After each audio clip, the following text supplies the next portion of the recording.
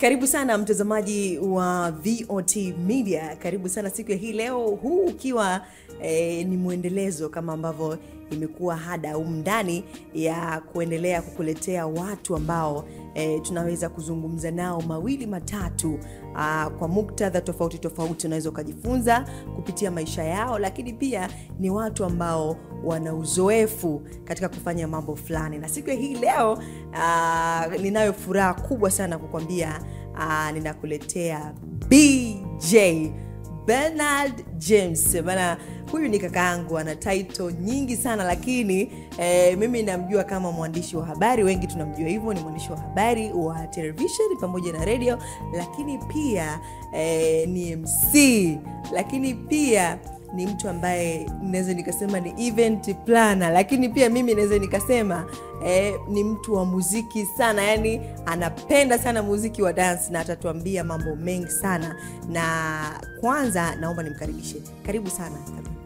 Asante sana na nashukuru sana kwa kunipa nafasi ya kuja kwenye kipindi chako kizuri.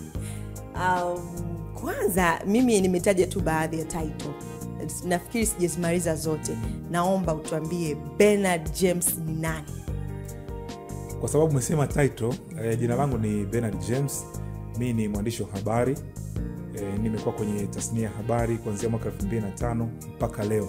Siku zote hizo nipo kwenye kamera, nipo kwenye mic, nipo kwenye karatasi, nipo kwenye maandishi, kila kitu kinakwenda vizuri. Lakini ukiacha hilo, ni kwamba mimi ni mwandaaji wa matukio mbalimbali ndani ya mkoa wetu na nje ya mkoa wetu. Vile vile ni mbobezi wa masuala ya mawasiliano na pia ni promoter wa muziki wa dansi nchini Tanzania. Ni mkurugenzi wa kampuni ya Cheza Kidansi Entertainment, na vile vile ni mdau wa maendeleo. Hayo yote mimi ningeweza saa ngapi? Asante sana kaka Bernard, karibu sana VOT. Tangu 2005 ukiwa katika hiyo nafasi ya uandishi wa habari, yani miaka 25 mpaka leo tunaizungumzia. Nisigusia hapo.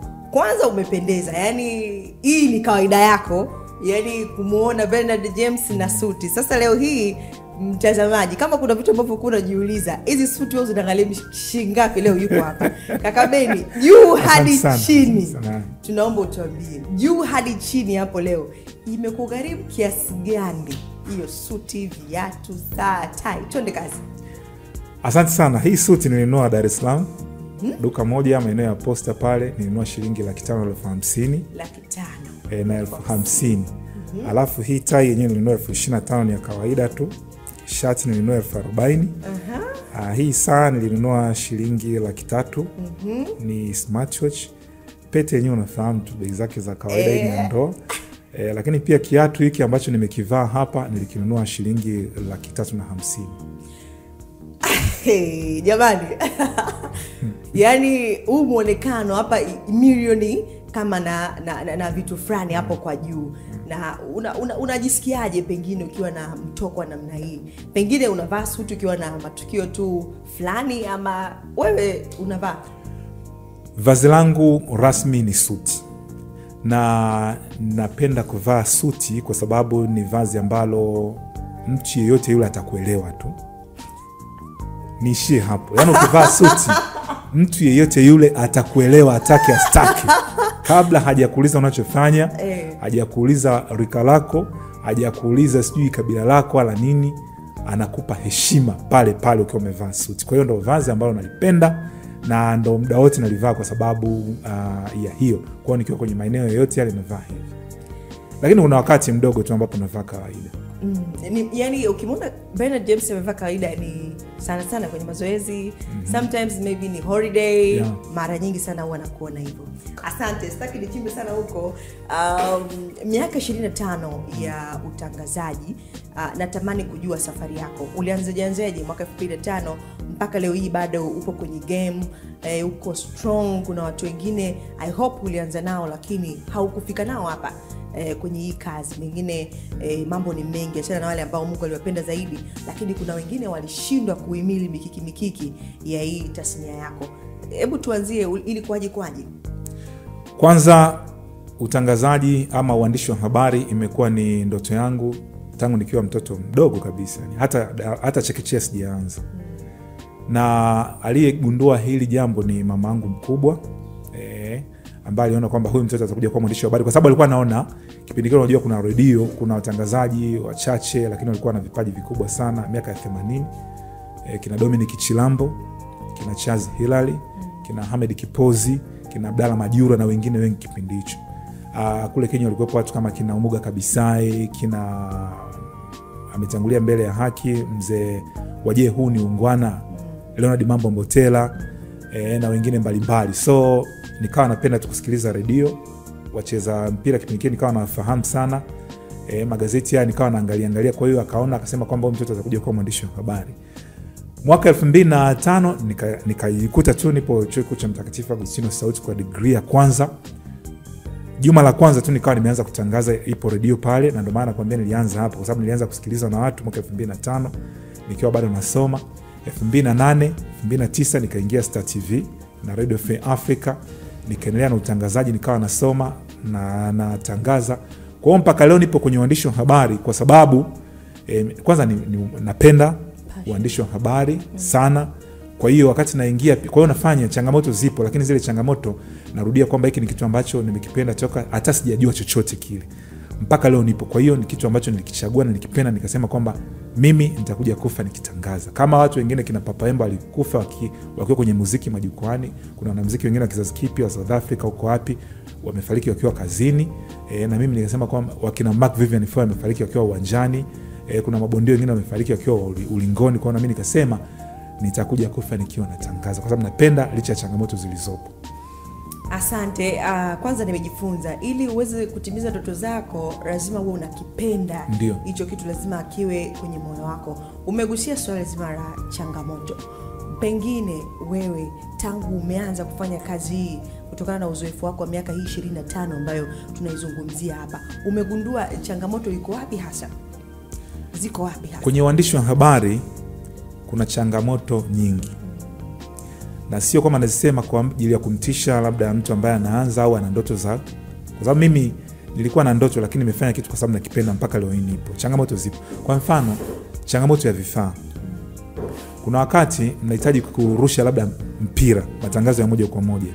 Mnahitaji kurusha mkutano mkubwa, mnahitaji kwenda sehemu huko kwenda kuchukua matukio, lakini vifaa mlivyonavyo vya kufanyia kazi, kwanza microphone, sijui kamera, sijui battery, sijui charger, sijui vitu kama hivyo, lakini pia usafiri wa kufika kule ni changamoto. Kwa hiyo ni changamoto za kawaida ambazo mimi toka naingia kwenye field mpaka leo naziona zipo. Kwa vyombo vyote, sio ninachofanyia kazi mimi. Kwa vyombo vyote vya habari, hizo changamoto zipo. Lakini ukiacha hiyo vifaa, kuna uwekezaji. Wawekezaji wengi hawawekezi kwa kiwango kikubwa sana kwenye huko ambapo tunafanya sisi kwenye uandishi wa habari. Unaweza kukuta mtu amewekeza kwa sababu labda anataka labda atengeneze brand, mwingine anataka labda anataka kujikuza kisiasa, mwingine anataka zile biashara zingine ambazo wanazifanya ziwe supported na chombo cha habari. Kwa hiyo anakuwa hawekezi kwa kiwango kikubwa sana. Unaweza kukuta mtu ana watu wengi lakini labda kwa maslahi yanakuwa ni madogo ya wafanyakazi. Unaweza kukuta mtu labda ana kiwango fulani cha kazi, ana kiwango fulani cha elimu, anahitaji kiwango ambacho ni kwa mujibu wa sheria, lakini hawezi kumlipa kwa sababu sio, yani hajafanya vile kwa ajili ya kama kazi, yani kuwa serious kwamba nimewekeza hapa na pesa nitaipata kupitia chombo cha habari. Lakini jambo jingine ni kwamba bado tuna watu wengine ambao wanaingia kwenye hii tasnia lakini hawana zile sifa za kuwa waandishi wa habari. Na hao ndio unakuta watu wengi wanawapenda, kwa sababu unaweza kukuta mtu labda ni msanii tu, au mtu ni MC, au mtu mwingine labda ni mwigizaji tu. Kwa hiyo ana jina kubwa, yupo kwenye platform hizi za mitandao ya kijamii, ana jina kubwa, kwa hiyo anaingia kwenye uandishi wa habari na anapendwa na hadhira, lakini sio kwa sababu amepitia uandishi wa habari labda anafahamu kile kitu. Sasa hii ni changamoto nyingine ambayo tunayo pia kwenye tasnia ya habari, ndio unakuta watu wengine wanaingia humo. Kwa hiyo tukiingia na sisi tunaonekana ni wale tu. Akiharibu na sisi tunaonekana ni wale ambao tuna taaluma na tunafahamu uandishi wa habari. Lakini jambo jingine ambalo naliona pia ni kwamba bado kuna hizi sera pamoja na sheria ambazo inaonekana kwamba ni changamoto kwenye uandishi wa habari. Kwa mfano ila kutaka kwamba waandishi wa habari labda wawe na kiwango fulani cha elimu. Bado kuna watu wengine wana uwezo mkubwa sana, wamekopa kwenye field kwa miaka mingi sana, lakini hicho ni kitu ambacho kinawakwamisha. Kuna vitu vingine ambavyo tunahitaji, kwa mfano waandishi wa habari wote tuwe na masuala ya bima, tunahitaji tuwe na kiwango fulani cha kipato, tunahitaji tuwe na mazingira fulani ya kazi, lakini bado vile vitu vinajicontradict. Kwa hiyo vitu vyote ukiingia kwenye sekta ya habari unakuta kwamba havikusaidiwe kuweza kufanya nini, kupiga hatua, kwa sababu haviko practice, lakini vipo. Kwa hiyo haya mambo naweza nikasema kwa uchache sana vinasababisha changamoto ambazo zipo kwenye taaluma ya uandishi wa habari. Sawa, huo ni uandishi wa habari. Ili ni swali la kizushi kwa sababu wewe upo kwenye kuandika, upo kwenye TV, kwenye redio. Kati ya hivyo vitu vitatu unapenda sana nini? TV. Ndio. Kwa nini TV? TV kwa sababu ile ni picha na ni sauti. Ukiwa unataka kufanya kitu mtu anakiona moja kwa moja. Kwa hiyo yani kwa mfano hautamfeki mtu kwamba Bernard James labda ana uwezo wa kuongea labda na mwandishi labda na source chanzo cha habari kwa kujiamini. Mtu anaona kabisa pale jinsi unavyofanya mahojiano, na anaweza akakukosoa, anaweza akakupongeza, anaweza akasahihisha. Tofauti na kwenye redio ni rahisi sana, una script, umeandaa kipindi chako, ukienda pale unaongea hata kama umevua shati, upo katika hali ambayo unaijua wewe mwenyewe. Nakumbuka kuna mambo ya nyuma huko tulikuwa tumefanya mambo kama haya, lakini kwa hiyo kwenye TV mtu anaona na anasikia, kwa hiyo inakuwa rahisi sana kuweza kukosoa, kupongeza, na anaona kila kitu ambacho unakifanya pale moja kwa moja. Sawa, kuna hii mentality leo hii utusaidie kwamba waandishi wa habari huwa wananunuliwa. Sasa hivi waandishi wa habari wamekuwa machawa. Waandishi wa habari hawafanyi kazi yao ipasavyo, na hii huwa inakuja sana kwenye comment za watu, hasa katika unakuta sijui waandishi wa habari wakiwa labda wanapromote mkutano labda wa chama fulani, watu wanasema sasa hivi waandishi wa habari wamenunuliwa, yani hawafanyi kazi yao ipasavyo. Hizi tuhuma zina ukweli wote, ama kama zina ukweli kiasi gani? Na mimi pia nasikia, kwa sababu huko kununuliwa unajua kunatokana na yale ambayo nimekuambia kwenye changamoto ya waandishi wa habari. Vifaa, kwa mfano usafiri. Unaweza kukuta kwa mfano tajiri labda ana kiwanda fulani au mwanasiasa anamwambia mwandishi wa habari nahitaji ukachukue tukio Mbeya. Mimi nitakupa nauli, per diem unataka shilingi ngapi? Labda kwenye kazi yake kule hata per diem apewi. Anakwenda tu hivyo kivyake tu. Lakini unakuta labda akiwa amelipwa labda ni 40,000 kwa siku, yuko Mbeya kule, ametoka Mwanza. Sasa yule anamwambia mimi nitakupeleka kwenye tukio, alafu per diem nitakupatia labda 150,000 kwa siku, lakini nitakupa pesa nyingine ambayo utakuwa nayo kama posho, alafu usafiri nitakupatia na vifaa vya kufanyia kazi nitakupatia. Unatarajia yule akienda kule kwenye kuandika hiyo habari ataandika kwa upande gani? Si ndio kununuliwa kwenye hiyo huko? Unaweza kushangaa mtu mwingine labda anahitaji kwenda tukio fulani likaripotiwe, lakini mwandishi wa habari jinsi ya kufika kule hawezi kabisa. Na kuna changamoto ambayo inahitaji wananchi wafahamu. Hawezi akafika kule, lakini kama amejitokeza mtu mwingine akamwambia atafika kule, atafanya kila kitu na atampatia kila kitu, atakwenda ule mwandishi wa habari. Mikutano, unaona kwa mfano mikutano ya waandishi wa habari ambayo mingi tu waandishi wa habari wanaalikwa, njooni, na pale utatoa posho labda ni shilingi 50,000 au 30,000. Mwandishi wa habari unafikiri ataenda kwenye habari ya kijamii ambayo haina chochote kile? Ametoka nyumbani, mtoto anaumwa, mama anaumwa. Yule mwandishi wa habari anahitaji kulipa kodi, lakini ameambiwa kwamba ukienda sehemu fulani utapata 100,000 at once. Ile 100,000 akichukua akapeleka nyumbani, si maisha yamekwenda. Ndio waandishi wa habari wanavyonunuliwa hivyo. Kwa hiyo zile bahasha, habari za bahasha, ndio maana unaona siku hizi habari nyingi zinakuwa ni zile za amesema hayo, unaalikwa. Kwa mfano ukiangalia habari ya kwanza mpaka ya mwisho kwenye kituo ambacho unakiamini wewe mwenyewe, unaweza kukuta habari zote ni za public relations. Uweza kukuta habari hata moja ambayo chombo cha habari kimeenda kuitafuta chenyewe kwa kutumia rasilimali zake, mwandishi wa habari amejitesta na akafanya utafiti na karudi na ile habari. Angalia vyombo vyote vya habari unavyofahamu hapa nchini Tanzania, utakuta hiyo. Kwa hiyo ndio inatupeleka kwenye conclusion kwamba waandishi wa habari wananunuliwa. Siku moja kuna mtu mmoja aliniuliza kitu kimoja kwamba Bernard, hivi habari kuanzia item ya kwanza labda items 13, item ya kwanza labda kipengele cha habari ya kwanza mpaka ya mwisho, ukipiga calculation pale ile habari ina shilingi ngapi? Alikuwa anamaanisha kwamba kwa mfano ile ni kwamba labda mwariri labda amempa nauli yule mtu aenda akachukua ile habari ailete, ni shilingi ngapi? Unakuta ni shilingi labda 5,000, 6,000 ambayo ametoka labda Pasiansi, amekwenda mjini Buku, amerudi hivyo amefanya hivyo. Lakini ukiangalia habari za wenzetu unaona mtu amewekeza kabisa, content moja inatikisa nchi. Kwa hiyo hiyo ndio unaweza kusema kwamba waandishi wa habari wananunuliwa, lakini unaona waandishi wa habari wamekuwa wasemaji wa vyombo vya siasa, wamekuwa wasemaji wa viongozi wa kidini, wamekuwa wasemaji wa matajiri, wamekuwa wasemaji wa kikundi fulani. Kwa hiyo mwisho wa siku tunaenda kwenye hitimisho kwamba waandishi wa habari kwa kweli kwa sasa hivi japokuwa kuna vyombo vingine vya habari na sasa kwenye mahojiano haya moja kwa moja na nini, hapo unaweza kuona kwamba vyombo vya habari walao vinafanya kazi yake.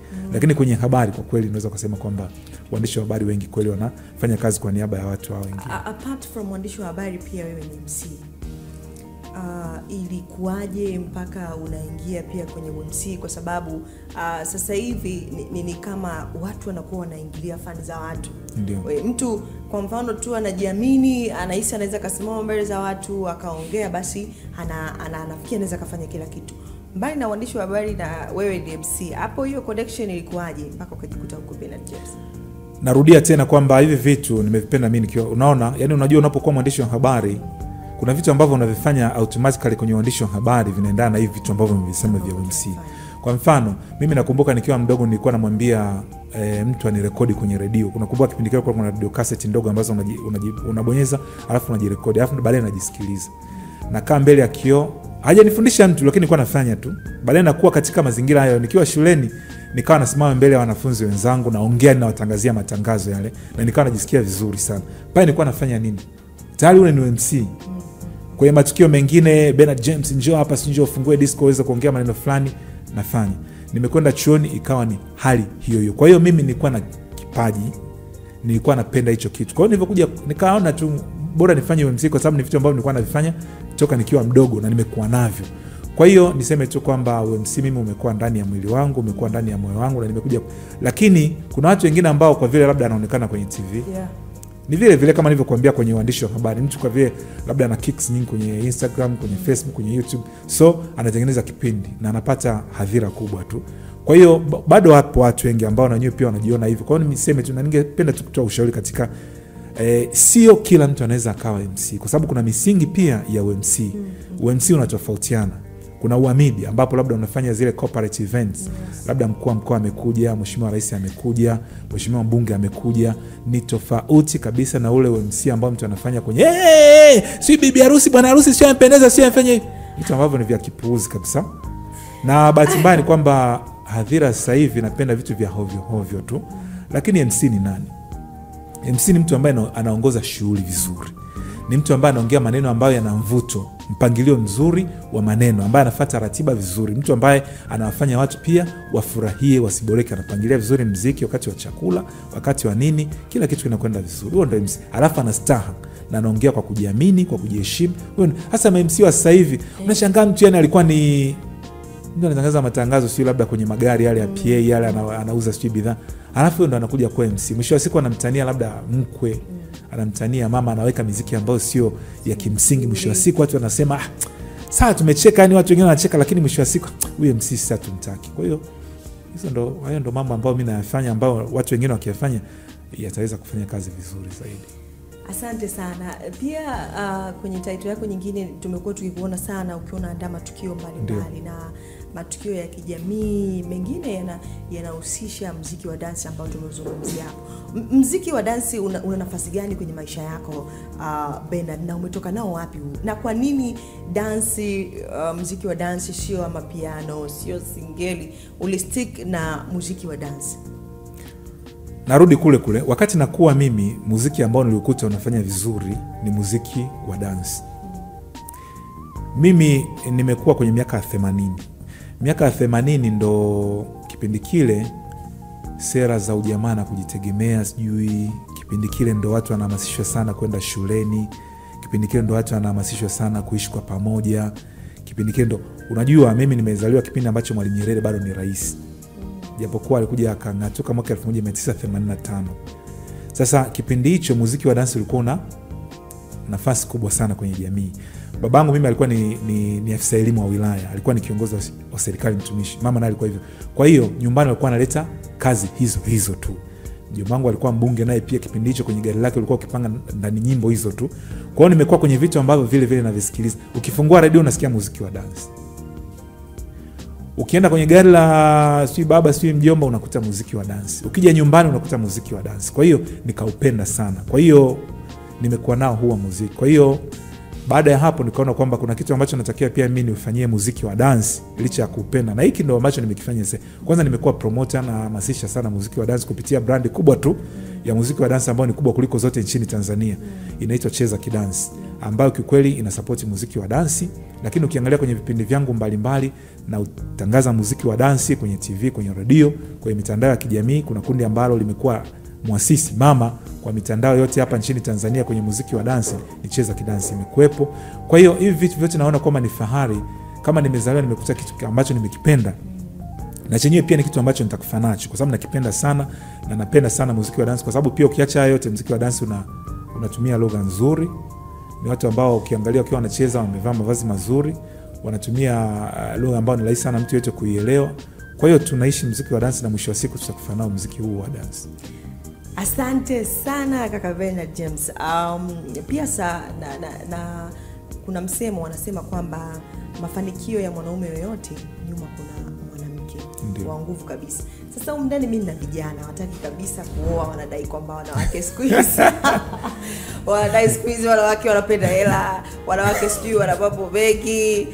Sasa mimi natamani kujua nafasi ya mkeo, kwa sababu itaitwa tukisema mwanzoni pia wewe ni baba na ni mume. Ndio. Nafasi ya mke wako kwenye kukusapoti katika haya yote iko vipi kaka Bernard James? Na pia utazungumza na vijana ambao wanasema si tunapenda hela, hawataki kuoa kwa wakati, muda unaenda tu. Karibu. Wewe pia ni mwanamke na hivi karibuni pengine inawezekana ukaingia kwenye ndoa. Kwanza nianze kwa kukuasa. Na waasa vijana wengi, haya mambo ya mahusiano sini kwenye mahusiano sio sawa. Kaa kwenye uchumba, katika kipindi ambacho mnakuwa mnasomana na mwenzako, unamuelewa vizuri. Baada ya hapo oa au olewa, kwa sababu kuna janga kubwa sasa hivi ambalo limekuja. Watoto wa kike wanasema mimi ngoja nizae tu baadaye nitaoa, nitaolewa. Vijana wa kiume wenyewe wanasema ngoja kwanza nipate mtoto alafu baadaye nitaoa. Haya mambo yana uzuri wake na ubaya wake. Kwa hiyo mimi nawaasa vijana wa kike, vijana wa kiume, kama umeona mtu ambaye anakufaa na umefanya utafiti wa kutosha, unajua tusichunguze sana. Hata ukimwoa mtu ambaye unaona kwamba ni mzuri au ni mbaya, huyo mtu hujamkuza wewe. Na katika kuja kufikia hapo amekuja kukubali wewe au mwenyewe kukubali wewe mwenyewe kumkubali kwamba awe na wewe, ni kwamba amewaona pia wengine wengi ambao amewaacha akaja kuwa na wewe. Kwa hiyo tusichunguzane sana, ukimchunguza sana bata hawezi kumla. Kwa hiyo tuolewe na tuoe ili mwisho wa siku tujenge familia. Sasa nimetumia mfano wako niseme kwamba mimi mke wangu nimeishi naye, yani nimekuwa naye kwenye mahusiano kuanzia mwaka 2005, tumekuja kufunga ndoa mwaka 2012. Katika safari yetu naweza nikasema asilimia zote kwanza ni Mwenyezi Mungu, lakini asilimia zilizobaki amechangia mke wangu. Kwa sababu unajua kwanza mwanamke anayekuvumilia, unajua muziki wa dansi una changamoto nyingi sana. Uandishi wa habari wewe unajua una changamoto nyingi sana. Tunapitia changamoto nyingi. Lakini ukipata mwanamke ambaye anakuvumilia, umekwenda umerudi. Mimi sio mtu wa anasa sana, ni kwamba labda nitaenda nitalala au nitarudi usiku, hapana. Hivyo vitu sina kabisa. Mimi anasa yangu ni muziki wa dansi tu. Lakini kama mke wangu ameweza kunivumilia, kwanza kitu cha kwanza kuvumilia yani. Ule mshike heka za muziki wa dansi. Hiyo ni credit ya kwake namba 1 nampa. Lakini ya pili, yeye ni mtu ambaye amenishika mkono siku zote, ananitia moyo. Lakini ukiacha kunitia moyo kwamba Beni nenda, ipo siku utakuja kufikia hivi na hivi. Lakini ukiacha hayo pia amekuwa ni mtu ambaye anatoa hata pesa, anakushauri, anakuambia twende huku, turudi huku. Mimi nitakaa na mtoto labda nitafanya hivi, kwa nenda kapambane. Kwa hiyo mimi mke wangu ni mtu ambaye ukiacha Mwenyezi Mungu, niseme tu wazi, ukiacha Mwenyezi Mungu ambacho amekifanya, ukiacha hivyo, yeye ni mtu wa pili. Lakini ukiacha yeye pia kuna mwajiri wangu, kuna washikaji zangu, mfano hata wewe umeplay part kubwa sana katika hapa. Kuna wengine wengi sana ambao mpaka hivi sasa nimefikia hapa kwa sababu wameplay part kubwa. Lakini zaidi niseme tu mke wangu amefanya kikubwa zaidi. Tumekuwa na tamasha la Usiku wa Afya Dance kwenye muziki wa dance. Ni tamasha pekee kubwa nchini Tanzania ambalo lina miaka 6. Tuna tuzo za muziki wa dance pekee Tanzania. Yaani ukiacha kwenye ndondi, sio kwenye ulimbwende, sio kwenye sio nini, vitu vyote hivyo wana tuzo zao, sio kwenye soka. lakini kwenye muziki wa dance tuzo pekee nchini Tanzania na Afrika Mashariki ambazo ni kubwa ni za Cheza Kidansi ambazo na kama miaka 6 hivi. Yote haya yamesababisha mke wangu, kwa sababu ananisupport, ananishauri, ananivumilia, tunasonga mbele. Kwa hiyo vitu vyote ukiviunganisha unaweza kusema kwamba kwa kweli nyinyi wanawake mna stahili heshima kubwa, mna mbingu yenu. Mwenyezi Mungu ambariki sana mke wangu kwa sababu amenisaidia sana. I say tunashukuru sana dada yetu, dada Mage, kwa hizi ambazo sifa ambazo yeye umepewa hapa. Sio sifa, ni mambo mengi. Sasa mimi bwana nilikuwa natembelea kwenye page yako siku moja. Napita pita nilikuwa na kijana wangu, kameramani wangu akamwambia, unaona? Tukapita mpaka chini kule kuna picha moja hivi umevaa jeans, umekaa na Mage hivi, picha ilikuwa ya muda mrefu. Nikamwambia huyu mke wake ndo wamefika huko kujua kana bisha. Nikamwambia hapana, haiwezekani. Nikamwambia ndo huyu.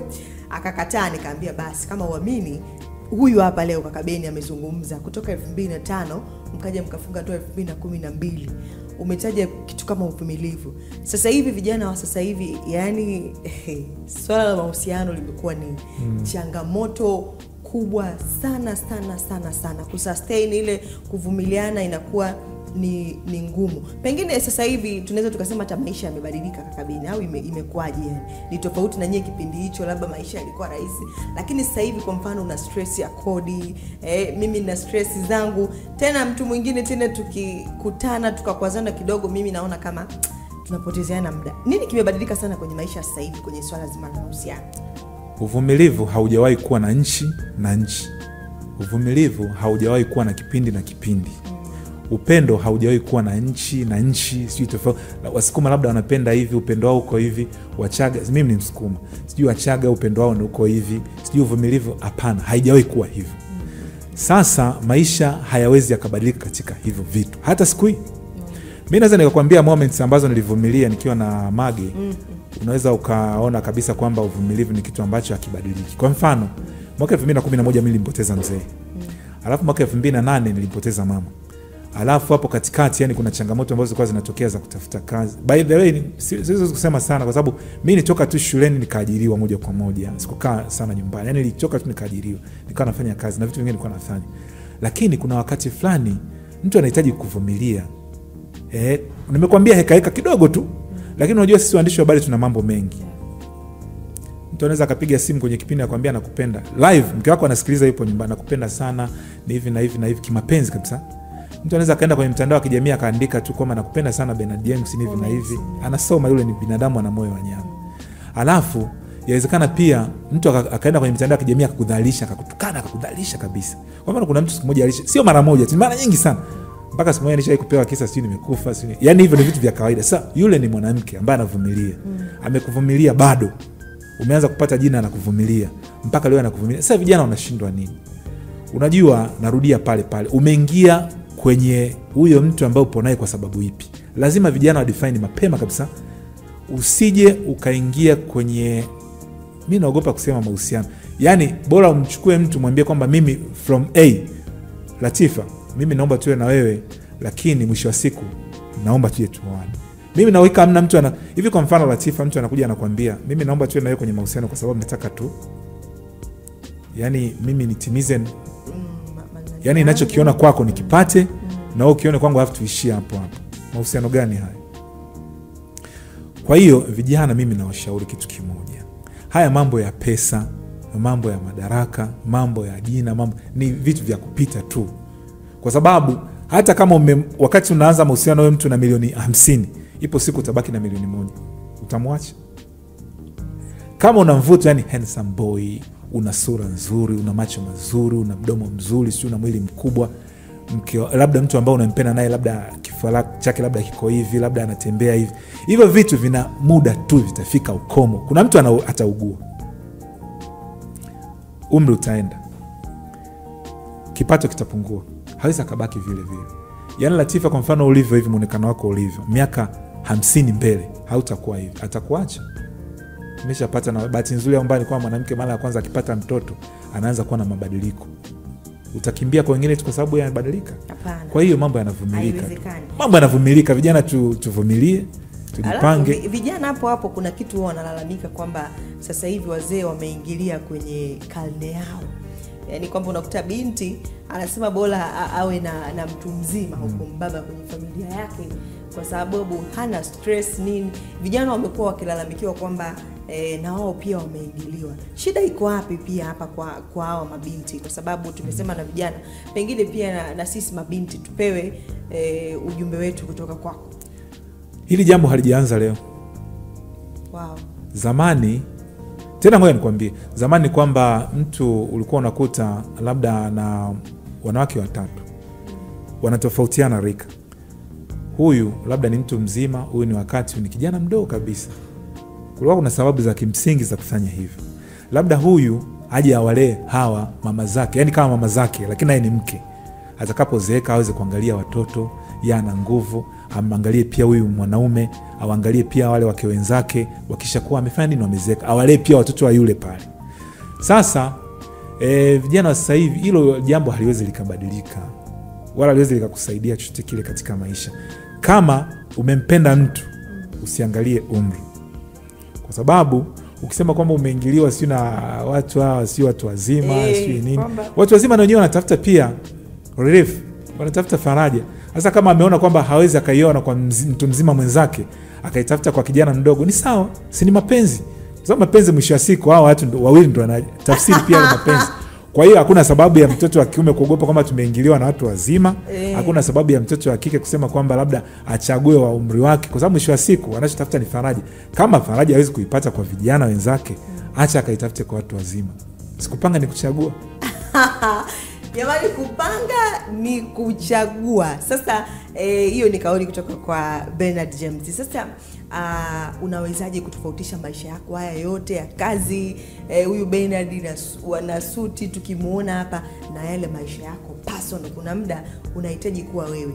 Nini ambacho kinatenganisha sana hayo maisha? Kwa sababu mimi nimekaa na wewe, ila nimegundua kwamba wewe ni mtu mwenye harakati nyingi sana sana sana. Haya maisha unayatenganishaje? Kuna yale maisha ya umaarufu ambayo Bernard anayo, na haya maisha ambayo sasa nataka kuwa Bernard mimi na familia yangu, au inakuwaje? Mimi ni baba, mimi ni mume. Kawaida mimi huwa naenda kazini saa 11, saa 12 alfajiri. Na saa 5, saa 6, saa 7 hivi huwa nimetoka kwenye sehemu ya kwanza ya kazi. Hapo nakwenda kwenye ukawaida sasa. Ukawaida kuna zile haso zangu huko mtaani, sio mtafute huyu, mpate huyu, usifanye hivi na hivi, piga simu. Na suti unaenda mtaani kabisa. Nabadilisha. Nakuwa kawaida. Lakini nikiwa ndani ya manake sasa hapo pia nakwenda nyumbani.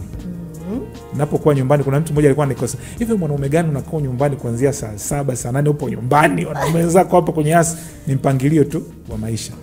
Kwa hiyo ninapokuwa nyumbani kwenye familia yangu, nakuwa na mke wangu Mage, nakuwa na watoto labda wametoka shule, nakuwa nao pale, nakuwa na familia, nakuwa na jamii. Alafu pale mtaani pia niko na watu tu ambao tunakutana kwenye mambo ya kijamii. Kuna kijiwe cha bodaboda pale nakaa nao, tunapiga story. Kuna watu wazima naenda na watembelea. Napanga pia mipango yangu mingine ya kimaisha. Na kwenda mazoezini. Unaona mimi ni mtu sana wa mazoezi, sana sana sana. Nafanya sana mazoezi kwa sababu napenda. Ni mtu wa michezo sana. Utanishukia tuna mechi huku, tuna mechi huku. Ndugu yangu kule anajua. Tunakuwa na mechi nyingi sana kwa sababu ile ni passion, ni sehemu ya maisha yangu. Kwa hiyo lakini si mix muda wa kazini na muda haya mambo mengine. Kwa hiyo natenga, kuna muda wa kufanya kazi za mwajiri wangu ambaye mimi nampenda sana, ni ajiri. Lakini kuna muda ambao nakuwa nyumbani, kuna muda ambao nakuwa mtaani. Kwa hiyo ukinikuta pia mimi niko kule mtaani, mtu yani ni tofauti kabisa, kwa sababu kule mtaani naongea na kila mtu, nacheka na kila mtu, sichagui umri, sijui kazi, sijui jinsia, sijui rangi, sijui kabila. Mimi watu najichanganya sana, yani nakuwa mtu wa kawaida kabisa. Na umaarufu muda mwingine wewe unakuuzi kwenye kufanya nini? Kwa mfano watu wanakuona sana kwenye television, sometimes kuna vitu unatamani unatamani, kuna muda unatamani ule hata embe lakini inashindikana. Brother Ben, moment gani umewahipitia katika umaarufu, yani unasema yani kwa kweli umaarufu bwana tuache tu? Umaarufu hatuwezi kuuacha kwa sababu umaarufu umenipa vitu vingi sana mimi. Sana sana kwa kweli namshukuru Mwenyezi Mungu. Na washukuru sana waajiri wangu. Ule umaarufu ambao nimeupata kwenye hii kazi umenipa mambo mengi sana katika maisha. Nashukuru sana Mwenyezi Mungu. Lakini kuna moments nyingine, unajua jamii inavyotutazama sasa, hadhira. Kuna rafiki yangu mmoja, yeye ni dalali wa magari. Huwa ananiambia hivi, Beni kabisa, yani wewe unatembea kwa mguu. Beni unapanda bodaboda. Beni, yani ningekuwa mimi. Yeye anauza magari. Yani ningekuwa mimi muda wote ingekuwa ni kiyoyozi, nimefunga na wangenitambua. Yani sema mtu ambaye ningekuwa naenda wangekuwa wananitambua kwamba fulani ameingia. Jamaa wangu anaitwa Kamugisha, yule mmoja nimtaje tu. Yani yule ni dogo ambaye anapenda maisha ya kuvimba sana yani. Lakini hayaoni kwangu, na mimi sipendi, kwa sababu unajua shida ni kwamba kuna sehemu moja mimi nakwambia nishapata faida nyingi kutokana na huu maarufu. Kuna sehemu hatari ambazo nilishaokolewa, nilishapata fursa kwa sababu ya umaarufu. Kwa hiyo siwezi nikavimba wala siwezi nikalazimisha niishi. Sema hadhira inataka tuishi vile. Kuna wakati ni lazima uchague. Unajua uwezi ukaacha kila kitu. Wewe ulivyo hivi Latifa, unajua kuna wewe tumefanya kazi sana na maeneo mengi tu. Kuna maeneo mengine lazima uchague. Kwa sababu unajua ubaya ni nini? Unaweza ukaenda sehemu haujawahi kukanyaga hata mara moja. Kati ya watu 10 ambao utakutana nao njiani, kuna watu 6 wanakufahamu vizuri. Na hii inatokea kwamba wakati mwingine mtu anakusalimia, "Bernard, mambo vipi?" Yaani unavyomchangamkia ni kana kwamba ulishakutana naye, yani mtu ambaye kila siku mnaonana. Ni kwa sababu gani? Huwezi kujua yule mtu anavyokuwa anakutazama kwenye TV, anafuatilia kipindi chako kwenye redio, kwenye nini, huwa anawaambia watu nini kuhusu wewe. Lazima umheshimu, lazima umthamini. Kwa hiyo maisha yako hivyo. Ukivimba sana utaharibu. Kwa hiyo ni lazima pia wakati mwingine pia ulinde ile brand yako. Kwa sababu utangazaji pia ni brand, ni taswira. Haweza kukuta sehemu unagombana, unaongea maneno machafu, kashfa, unaongelea vibaya viongozi, unaongelea vibaya jamii, unaongelea vibaya nchi yako, unafanya nini? Haitakiwi kuwa hivyo. Au unadhalilisha watu. Lazima uwe na kiwango. Lazima uwe na kiasi pia. Lazima uwe na kiasi ambacho mtu mwingine anaweza kudefine vizuri kama unavyosema. Mimi huwa napenda sana kuiga baadhi ya vitu ambavyo unavifanya. Ndio, nashukuru sana. Kaka Beni, moment gani ambazo umeipitia ni ngumu, unasema kwamba kuna muda Yesu unasema, "Yeah, God, I need you." Mimi napitia sana page nasoma na mara nyingi sana wewe unaandika kama uko not okay, kama uko okay. Moment gani ambazo unapitia, ukipitia unatamani umuone Mungu face to face, yani sasa umshike mkono, na ukiwa kwenye hizo moment mara nyingi unapendelea kufanya nini? Kwa sababu na kuuliza hivi kwa sababu changamoto za maisha ni nyingi sana. Kuna utafutaji, kuna maisha. Kuna mtu mwingine akipata tu changamoto hivi, unasikia mtu amejinyonga. Mtu amejitupia kwenye ziwa. Sasa natamani mtu ajue kwamba hata Bernard pia huwa anapitia vipindi vigumu, lakini sasa huwa anafanya hivi kukaa sawa. Nitajitahidi sana kuongea kwa kujikaza. Lakini kuna wakati mimi mambo ya kazi huwa yanipi changamoto kubwa sana, mambo ya kimahusiano sio kwenye ndoa yanipi shida sana. Lakini kuna wakati mimi nimepitia moments za vifo sana. Na hicho ndo kitu ambacho huwa naona ni kigumu sana kwangu. Kupoteza watu ambao tunawapenda. Nilimpoteza baba, nilimpoteza mama, lakini pia kuna wakati nilimpoteza pia mtoto wangu. Kuna wakati nilimpoteza kakaangu. Sasa kuna wakati nilikuwa naona kwamba mbona misiba inaniandaa. Yaani unajua unaweza kukuta mtu fulani anakuambia mimi sijawahi kushuhudia kifo hata cha rafiki yangu, hata cha mtu wangu wa karibu, lakini unajiuliza kwa mfano nimepoteza baba, nimepoteza mama, nimepoteza sijui wajomba, sijui nimepoteza mama mdogo, sijui nimepoteza kaka zangu wawili, dada yangu, wadamu kabisa. Nimepoteza mwanangu mwenyewe. Alafu nimepoteza. Kwa hiyo kuna wakati yani hata watu wanapokuwa wanakuambia kwamba labda fanya hiki, yani unasikiliza, lakini unajipa moyo kwamba ipo siku labda unaweza labda nao ukawa sehemu pia ya maisha ambayo unajua kuna mtu unaweza kuongea na kwambia mimi bwana sijawahi kuona hiki. Sasa vile vitu vinanipa wakati mgumu sana, lakini wanajipa moyo mbele, na kana mke wangu namwambia lazima tusonge mbele bwana, kwa sababu we are not the first, we are not the last. Na yawezekana huko mbele pia labda siku nyingine labda watu wakaja, labda nikaja nikaondoka mimi mwenyewe, nikaja nikapoteza tena mtoto, nikaja nikampoteza mke, nikampoteza rafiki, nikampoteza nani. Kwa mimi wanakaa napiga goti na mshukuru Mwenyezi Mungu, nasema kama kuna kitu ambacho nilimkosea Mungu labda anisamee, lakini kama sijawahi kumkosea basi ni mapenzi yake, kwa sababu Mungu anapokupa kitu kama hicho anakupima pia. Yani hizo ni moments ambazo yani ilikuwa ni wakati mgumu, lakini ndio maana nikwambia pia hata hapa nimejitahidi, lakini sasa ni kitu ambacho kinaniumiza sana sana sana, lakini nasonga mbele. Na kwenye hizo moments huwa unamwambia sana nini Mungu? Yani kwa sababu naelewa kwamba kuna muda unaweza kuwa unapitia kwenye kipindi kigumu, hata mtu ambaye anakufariji unaona yani haitoshi, na hatoshi peke yake. Sana sana huwa tunamwangukia kwenye hizo moments. Huwa unamwambia nini huyu Mungu kwamba Mungu pamoja na haya yote it's okay. Huwa unamwambia nini sana Mungu? Mimi huwa namuomba Mungu, namwambia isirudie. Yani wanamwambia Mungu, namwambia Mungu, Mwenyezi Mungu, wewe unanipenda? Na mimi kila siku naongea na wewe. Ndio. Kwa mfano, Latifa, mimi asubuhi nikiamka lazima nisali. Ninapokuwa kwenye safari zangu, yani naenda kazini, barabarani mle lazima nisali. Kabla ya kula, kabla chochote kile, lakini pia kabla ya kulala lazima nisali. Lakini katika maombi yangu namwambia Mungu, imetosha. Mungu, naomba usinitoe tena machozi.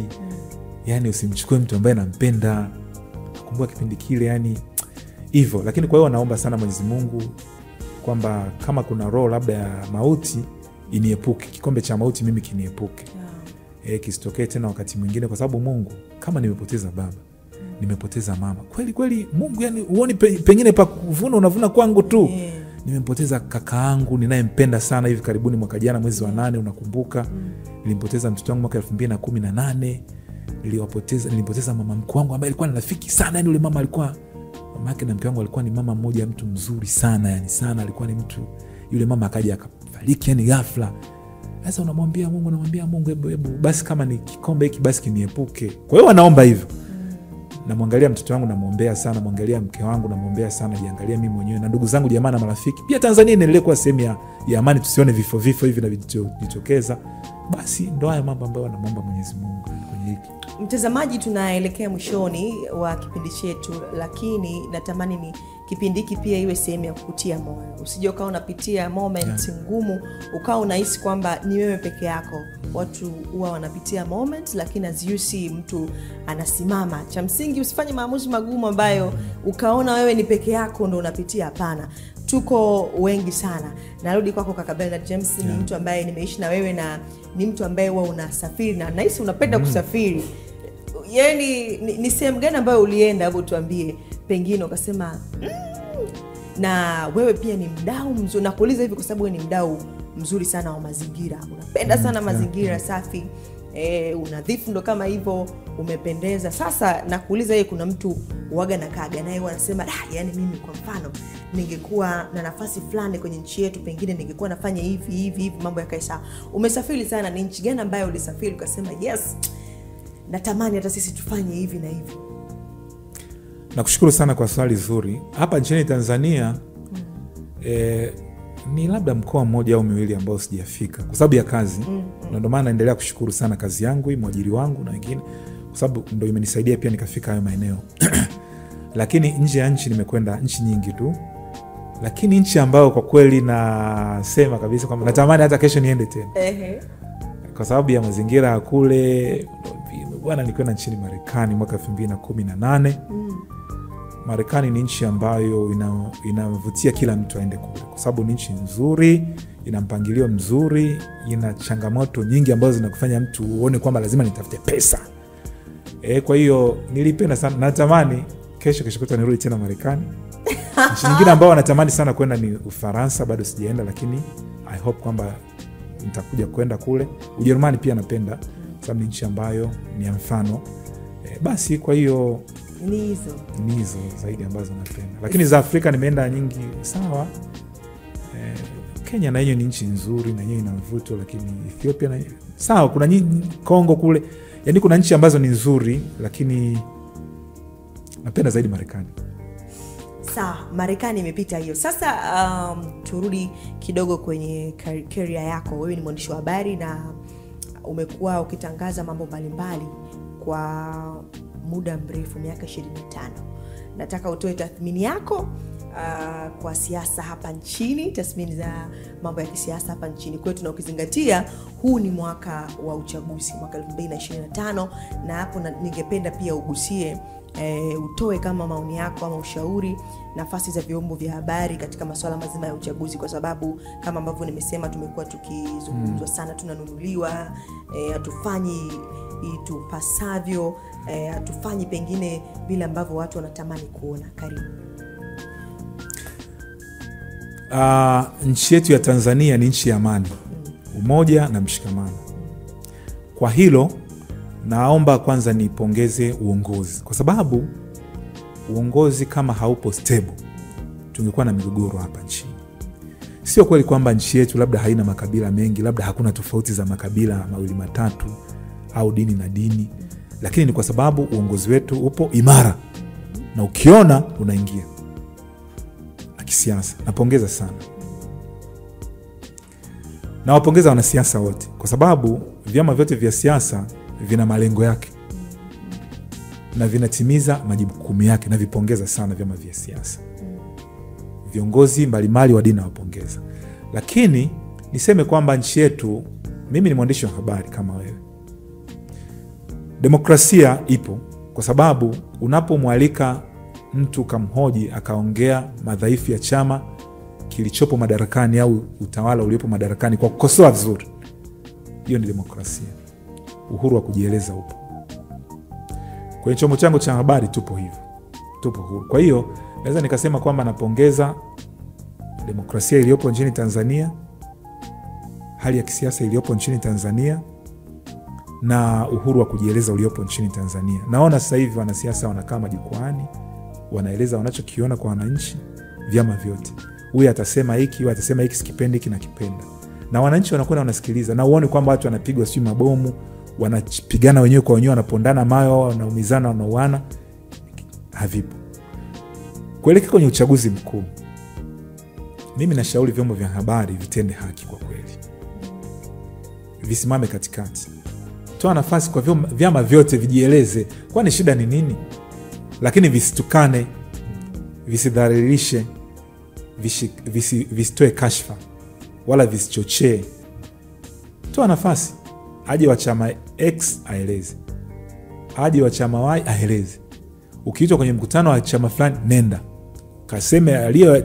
Wewe si mwandishi wa habari, chagua wale ambao unaona akienda kwenye public hayata leta mgongano, kuondoa amani ambayo tupo nayo nchini Tanzania. Lakini kama mtu amesema kwamba kiongozi fulani mlimpa kura, si ndio, lakini pale mtani kwetu kuna mtaro fulani ni mbovu, unapitisha na siku zote yupo, tumuondoe jamani. Mimi mkinipa nafasi nitafanya nini? Nitajenga ule mtaro. Si umpe nafasi aseme.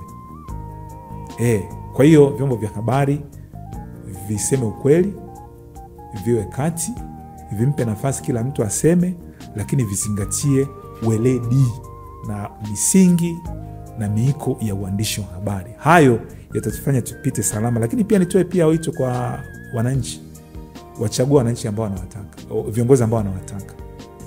Ile tu kukaa kizembe, mimi sipigi kura. Wewe usipopiga kura ndo unafanya maamuzi, ndo yanatokea matokeo hayo. Na kuna vyama hapo vinasema no reforms, no elections. Sipo tayari kuongelea misimamo ya vyama vya siasa, lakini mimi ninachosema ni kwamba wananchi wakajiandikishe, wapige kura. Cha msingi sisi tujue kwamba uchaguzi upo.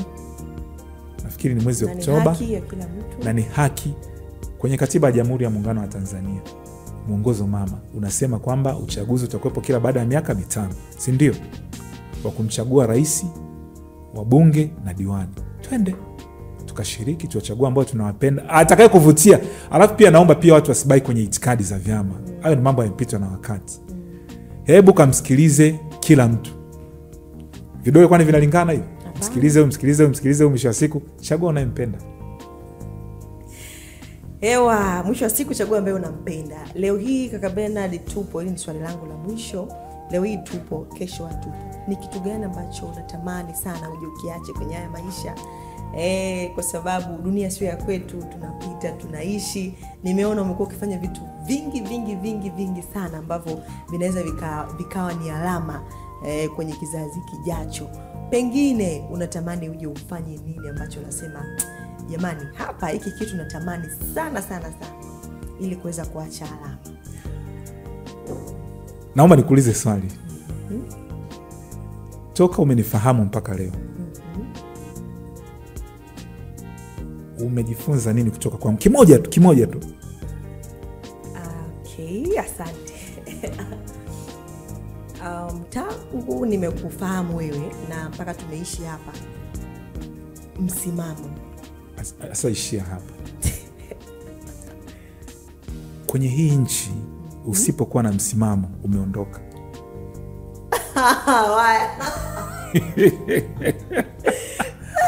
Kwenye hii nchi usipokuwa na msimamo umeondoka. Yaani tena nisianzie kule juu chini. Kwa hiyo kama wewe ni msichana, kuwa na msimamo. Utapata mume mzuri. Kama wewe ni kijana, ukiwa na msimamo utapata mke mzuri. Kama wewe ni kiongozi wa dini, simamia kwenye dini.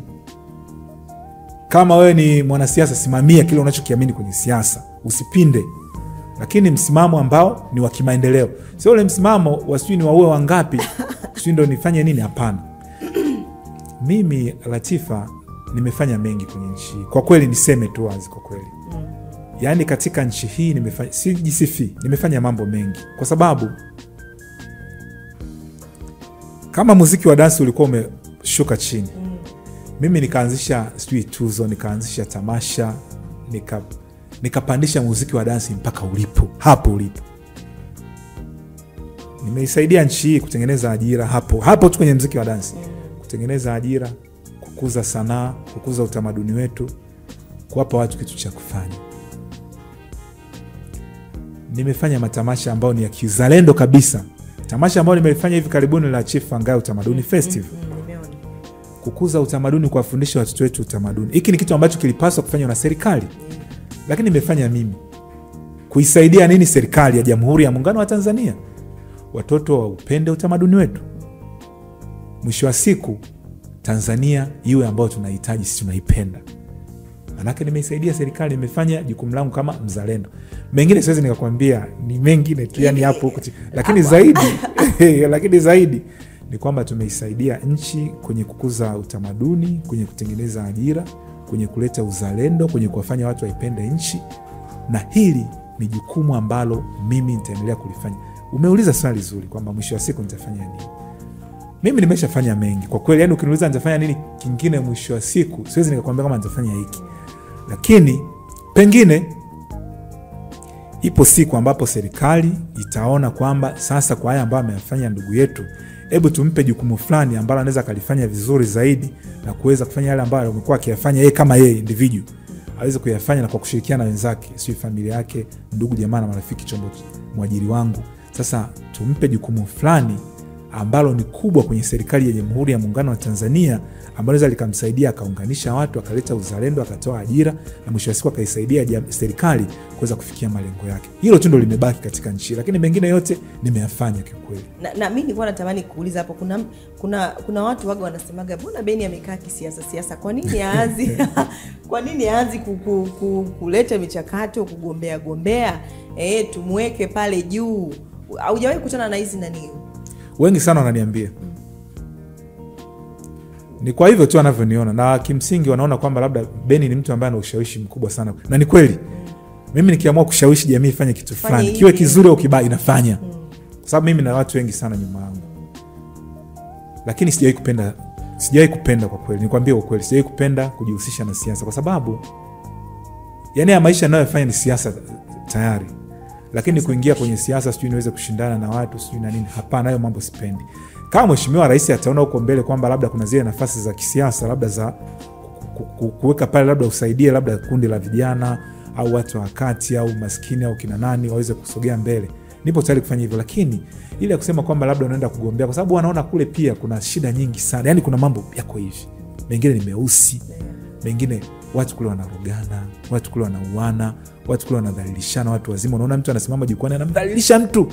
Na ndio maana hata siku moja walishasema kwamba ukitaka kujua, yani watu wajue ukweli wako wa pili, ingia kwenye siasa. Kwa sababu mtu atakudhalilishia watoto wako, atadhalilisha mkeo, atakudhalilisha wewe mkeo, jamii yako, kwa sababu tu ya siasa, kitu ambacho mimi sipendi kabisa. Kwa hiyo mimi sitakuja kuingia kwenye, kama nitalazimia, yani labda watu waniambie kwamba Bernard, wewe nenda tukasimame kwenye jukwaa sema naombeni kura zenu, miminike kura, nitafanya hivyo. Kwa sababu mambo mengine mimi CV yangu inajitosheleza mimi kuweza tena tena sio, yani mimi nikisimama labda kwenye jukwaa nikasema labda vitu ambavyo nimefanya na kuweza mimi na uwezo mkubwa sana kuwashawishi watu. Kwa chama chochote kile naweza nikafanya hivyo na watu wakanielewa, lakini sipo tayari kufanya hivyo kwa kweli. Hivyo ngoja tuachie wenyewe tu, lakini kama kuna nafasi labda fanya hiki, ingia hapa, fanya hivi na hivi, sawa. Kwa sababu Mheshimiwa Rais kwa mfano anaweza kusema kwamba labda huyu kijana anatufaa. Muingize labda kwenye taasisi fulani hivi. Labda natoa tu mfano. Awe mkurugenzi wa ile taasisi. Nitamsaidia Mheshimiwa Rais. Akisema labda aingie pale awe mkuu wa mkoa, nitamsaidia zile si nafasi za kisiasa. Nitamsaidia Mheshimiwa Rais. Kwa sababu Mheshimiwa Rais hashawishi, yani uweze kumshawishi, lakini anaona unachokifanya, anasema kwamba labda huyu kijana mweke afanye hivi. Hivyo nitafanya. Lakini kusema kwamba sio nikagombe pale, sio nipambane, sio na nini. Siwezi. Urugumechi uziwezi. Mtazamaji, sisi tumefikia mwisho na tumefikia tamati, na ni mkweli kabisa kwamba sisi VOT Media tunatambua mchango wako, mambo ambayo umekuwa ukiyafanya sana kwenye jamii. Kiukweli ni mambo makubwa ambayo yamekuwa na impact kubwa na ambayo tumekuwa tukiyashuhudia. Kiukweli mimi nikupe kongole kwenye hilo, na pengine kuna lote la kusema mtazamaji? Kwanza nikushukuru. Mimi nashukuru sana VOT Media. Huu ni uwekezaji wa mtu ambaye analipa kodi, ametoa ajira, amesaidia watu wengine. Nipongeze sana.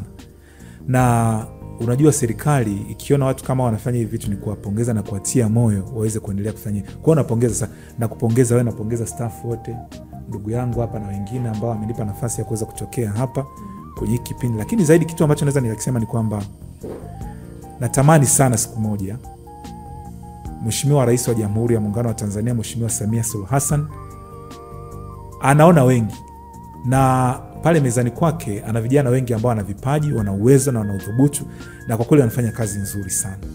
Lakini Mheshimiwa Rais, mimi nilikuwa naomba pia angalie kwenye vyombo vya habari huku. Sisi sio wanasiasa. Yaani sisi atukae kwenye majukwaa, kwa sababu nature ya kazi yetu. Kwa mfano mimi nikisimama kesho nikaonekana labda mtu ni wa chama fulani, si ndio? Mtu atatazama vipindi vyangu, hata nielewa, na sijawahi kuonyesha itikadi ya chama chochote kile.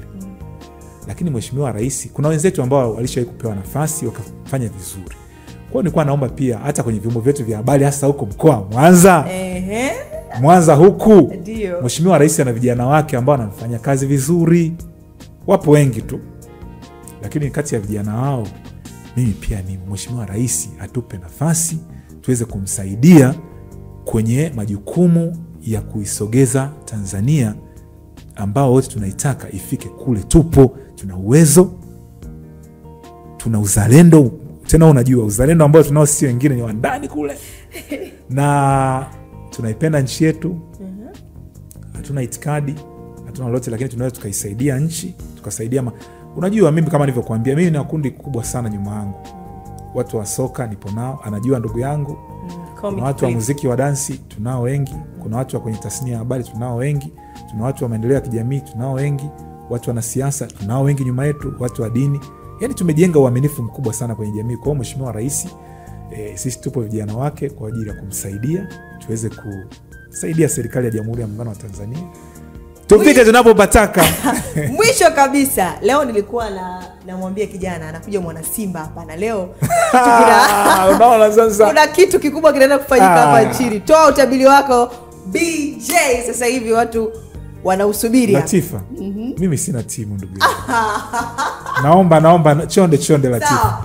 Kaka Beni ana timu, lakini naomba uzalendo, maana mtu kusema uzalendo, wewe ni mzalendo. Naiombea Simba ifanye vizuri kwa sababu moja. Simba Ukiangalia ukanda wa Afrika Mashariki huku, Sudan na ipo kwenye Afrika Mashariki, Sudan, Al Hilal. Lakini hiyo imeondolewa. Ndio. Tumebakiza Simba. Imeondolewa na Al Ahly. Imebaki Simba. Sasa tuiombee Simba iweze kufanya vizuri, kwa sababu Mheshimiwa Rais ametoa milioni 10 ya hamasa. Wow. Kwa goli hili.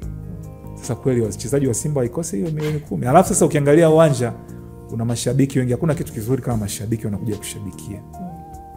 Tunaiombea Simba ipate matokeo mazuri, iweze kutunadi vizuri. Lakini ukiacha Simba, natabiri Simba itashinda ushindi wa mabao 4. 4 kwa ngapi? 4-0 na itaenda hatua nusu finali. Lakini wakati huo kuna timu nyingine ambayo mimi naipenda sana. Au ipi? Kwa kweli Mwenyezi Mungu nakuomba sana uisaidie timu ya Pamba. Pamba yetu sisi tunaipenda. Latifa, mimi miaka 80 miaka 90 nilikuwa naipenda sana timu yetu ya Pamba. Iliposhuka daraja tuliumia sana. Pamba ndio kiwakilishi cha kanda ya Ziwa. Naombea sana Mwenyezi Mungu Pamba ibaki ligi kuu na ipate matokeo mazuri, Pamba iweze kufanya vizuri zaidi. TP Linda, yani hamna timu mimi na mahaba nao naipenda sana nchi. Sasa hapo nimeshaweka sasa. Mimi ni Msukuma. Na Pamba naipenda, lakini sina timu nyingine zaidi ya Pamba. Naipenda sana Pamba. Naiombea Simba ipate matokeo mazuri, lakini naipenda sana pia Pamba. Sawa jamani, leo tulikuwa na Msukuma hapa ndani. Mtu ambaye amesema mapenzi yake ni kwa Pamba. Kwa hiyo jamani, wachezaji wa Pamba mjitahidi sana sana sana sana. Kuna watu huku wanawapenda. Kimsingi nashukuru sana kaka Bernard kwa wakati huu ambao umetupatia siku ya hii leo. Sisi VOT tunashukuru sana sana sana kwa siku ya leo. Nami nashukuru sana. Mtazamaji, kwa heri hadi wakati mwingine. Bila shaka umejifunza kitu, umepata kitu. Leo tulikuwa tukigusia sana maisha haya binafsi kama ambavyo imekuwa kawaida. Tunataka kujua watu pia wanafanya nini kwenye kazi zao, wanapenda pia kufanya nini, vile vitu ambavyo wewe unatamani sana, unajiuliza pengine unahisi hawavipitii, kumbe pia wanavipitia. Lakini kama ambavyo amezungumza Bernard James, wanamshirikisha sana Mungu mambo yake na mambo kadha wa kadha. Jitahidi sana, na nimekuwa nikijifunza kwake yeye. Ndio maana unaona hapa afya njema, ni mtu wa mazoezi sana sana, yani mtu anatafuta vitu vingi sana na refresh mind hivyo. Jamani, kwa niaba ya timu nzima iliyofanikisha kipindi hiki, nikianza na kamera namba 1 Comic Cliff pamoja na kamera namba 2 Aaron Sniper, sisi hatuna la ziada. Kwa heri hadi wakati mwingine.